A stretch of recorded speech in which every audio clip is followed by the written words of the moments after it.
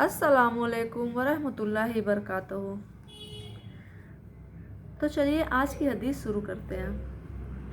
प्यारे रसूल नबी बनने से पहले कैसे थे?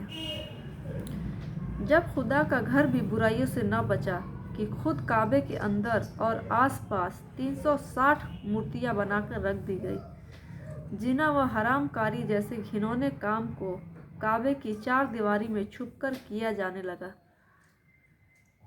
तो हर सही इंसान परेशान हो उठा। प्यारे रसूल तो समाज की इन बुराइयों के बारे में इतने उलझे हुए और इतने फिक्रमंद रहते कि कई दिन एकांत में अपने मालिक को याद करके इन बुराइयों के बारे में, समाज से ख़त्म करने के बारे में सोचते और अंदर ही अंदर गम में घुल जाते। हमारे नबी इन हरामकारी और घिनौने कामों से बहुत परेशान होकर 4 दीवारी में छुपकर जीने लगे और हर तरह से परेशान हो गए थे और अल्लाह ताला से दुआ करते थे कि इस परेशानी को जल्द से जल्द ख़त्म करे और कोई रास्ता निकाले। गुनाह अकल को ख़त्म कर देते हैं। गुनाह से जहाँ अल्लाह ताला नाराज़ होते हैं, वहीं इसकी वजह से इंसान की अकल भी ठप हो जाती है और समझदार भी नासमझ बन जाता है। बिल्कुल सही बात है। गुनाह ऐसी चीज़ है कि समझदार इंसान भी नासमझ बन जाता है और नासमझ इंसान तो नासमझ होता ही है।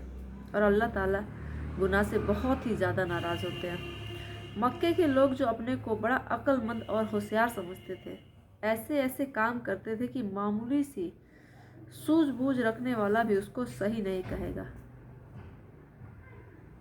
2-4 बातें पढ़कर आप भी फैसला करें और अपने माबूद को ही चट कर गया। कुछ लोगों ने मिट्टी की मूर्ति बनाने की बजाय आटे का बड़ा पुतला बनाया और फिर उसकी पूजा करने लगे। फिर उसके बाद 1 साल सूखा हो गया। लोग भूखे मरने लगे तो इसकी मूर्ति को जिसकी पूजा करते थे काट कर और तोड़कर खा गए। मतलब लोगों ने बड़ी बड़ी मूर्तियाँ आटे की बना ली और उनको पूजने लगे और उनकी पूजा करने लगे। और जब 1 साल तक सूखा पड़ गया तो उनके समझ में नहीं आया कि हम क्या करें, कहाँ जाए, कैसे भूख मिटाए। तो उन्होंने अपने माबूद यानी जिस मूर्ति को उन्होंने पूजने के लिए बनाया था उसी को काट के फाड़ के जैसे भी जो समझ में उसको खा गए। जहाँ लकड़ी के माबूद बना रखे थे उनको चूल्हे में जला लिया और जिन लोगों ने लकड़ी के माबूद बनाए थे पूजा करने के लिए उनको काट के जला के चूल्हा बना दिया। क्या हमारे हाथों की बनाई हुई मूर्तियाँ हमें कुछ दे सकती हैं?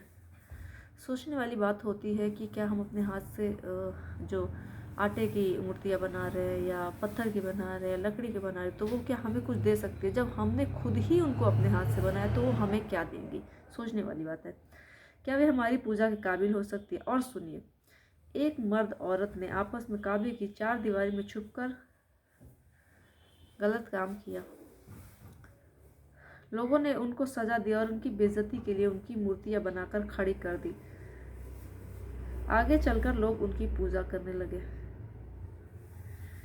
काबे की 4 दीवारी में एक मर्द और औरत ने कुछ गलत काम किया तो लोगों ने उनको सजा देने के लिए उनकी मूर्तियां बना के रख दी और बाद में उन्हीं मूर्तियों को लोग पूजा करने लगे और उन्हीं से मांगने लगे, उन्हीं को अपना माबूद बना लिया। जिन मूर्तियों को सजा के तौर पे बनाया गया था उन्हीं को लोगों ने अपना भगवान और पूजने योग्य बना लिया उनको। चलते चलते एक हंसी का किस्सा और सुनिए। एक सहाबी अपने मुसलमान होने से पहले की बात बताते हैं कि मैं गुलाम था। मेरा मालिक हर दिन दूध और मक्खन का चढ़ावा भेजता कि फला मूर्ति पर चढ़ा कर आओ। मुझे डराता कि चढ़ावे को अगर मैंने खा लिया तो मेरा नाश हो जाएगा। एक सहाबा थे, मुसलमान होने से पहले की बात बताते हैं कि जब वे गुलाम थे तो जो उनका मालिक था हर रोज़ उन्हें फल और मक्खन का, दूध का चढ़ावा भेजता, कहता कि लेके जाओ और भगवान को ही चढ़ाना, खाना नहीं, वरना तुम्हारा नाश हो जाएगा, तुम्हारा बहुत नुकसान होगा। मुझे डरा था कि चढ़ावे को अगर मैंने खा लिया तो मेरा नाश हो जाए। इधर मैं अपनी आंखों से देखता कि जैसे ही बुत के सामने मैं चढ़ावा रखता, एक कुत्ता आता और दूध को पी लेता। बुत यानी मूर्ति। जैसे ही वो अपने मूर्ति के सामने कोई चढ़ावा रखता तो वो कुत्ता आता और उस दूध को पी लेता, और मक्खन को चाटने के बाद अपनी टांग उठाकर बुत पर पेशाब करता और चला जाता, यानी मूर्ति पे पेशाब करता और चला जाता। पैदा करने वाले को छोड़कर खुद अपने हाथों से बनाई मूर्तियों के सामने झुकना क्या समझदारी है? गुनाहों की वजह से अगर अकल ही ठप ना हो गई हो तो अलग बात है, वरना सोच समझ कर रखने वाला कभी ऐसे काम नहीं कर सकता।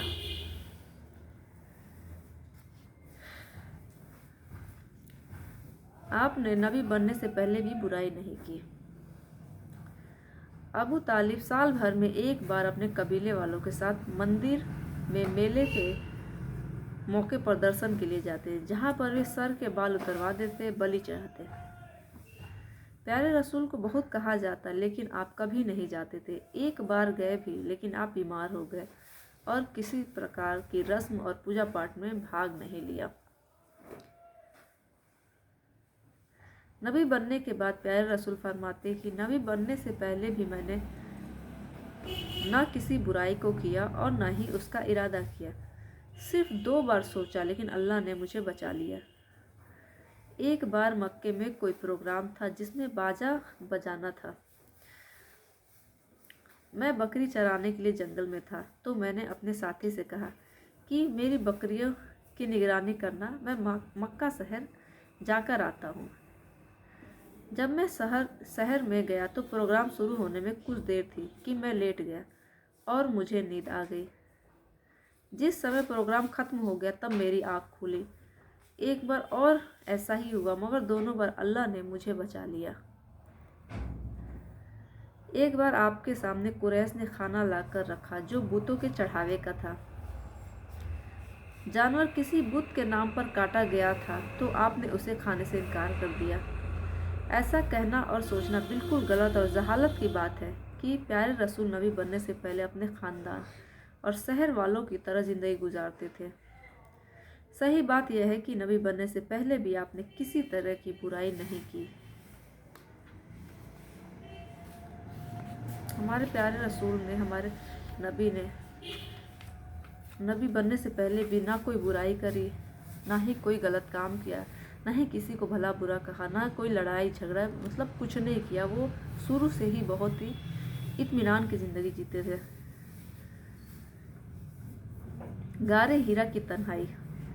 लोगों की हालात देखकर आप बड़े फिक्रमंद होते थे और उनको इस गंदगी से निकालने के बारे में सोचते रहते थे। हमारे नबी लोगों के हालात को देख के बहुत फिक्रमंद होते थे और बहुत परेशान होते थे, और उनको उस हालात से निकालने के लिए बहुत सोचते रहते थे, उस गंदगी से निकालने के लिए, यानी कि बुत परस्ती करने के लिए, और लड़ाई झगड़े जो भी उन लोग करते थे और बुत परस्ती करते थे, मूर्ति बनाते थे और उनको पूजते थे, इन सब चीज़ों से हमारे नबी बहुत परेशान रहते थे। अब मक्का से 4-5 किलोमीटर दूर हीरा पहाड़ के एक गार में एकांत और तन्हाई में कई दिन अल्लाह की याद व फिक्र में लगे रहते थे। मक्का से 4-5 किलोमीटर दूर एक हीरा पहाड़ था, उसमें वो चले जाते और कई दिन अल्लाह की इबादत वहीं बैठ के, वहीं उसी में रह के करते थे। खाने का थोड़ा बहुत सामान भी ले जाते। कभी कभी हज़रत खदीजा भी वहाँ पहुँचा दिया करती थी। कभी कभी हज़रत खदीजा यानी हमारे हुजूर की पहली जो बीवी थी, वो भी कभी कभी वहाँ खाने की चीज़ें उनके लिए पहुँचा दिया करती थी। गारे हीरे में फरिश्ते का आना। यहाँ तक कि आपकी उम्र 40 साल की हो गई। ये वो ज़माना होता है कि आदमी की समझ बूझ पूरी तरह और अकल पक्की हो जाती है। यानी 40 साल की उम्र में इंसान बहुत ही मतलब हर तरीके से समझदार और मैच्योर हो जाता है। दुनिया के अच्छे बुरे कामों की तमीज़ हो जाती है, और इसी उम्र के बाद अधिकतर नबियों को नबी बनाया जाता है। एक रोज़ आप गारे हीरा में अल्लाह के ध्यान में मगन थे, इबादत में, यानी इबादत कर रहे थे कि अचानक एक फ़रिश्ता आया और आपको सलाम किया। फ़रिश्ते ने आपसे पढ़ने के लिए कहा। आपने फरमाया, मैं पढ़ नहीं सकता। इस पर फ़रिश्ते ने आपको पकड़ कर दबाया कि आपकी सांसें घुटने लगी। उसके बाद छोड़ दिया और कहा, अब पढ़ो। آپ نے پھر وہی جواب دیا، میں پڑھ نہیں سکتا۔ فرشتے نے تیسری بار آپ کو پکڑا اور اسی طرح زور سے دبا کر چھوڑ دیا اور یہ کہا کہ پڑھو۔ 600 سال بعد آسمان سے حکم، پہلا حکم۔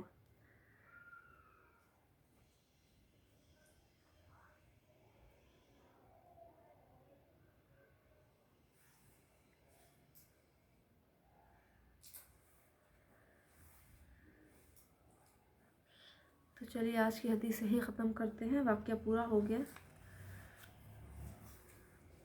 تو آپ کو آج کی حدیث کیسی لگی؟ آپ کو سمجھ میں آیا نہیں آیا مجھے ضرور بتائیے گا۔ امید ہے آپ کو سمجھ میں آیا ہوگا۔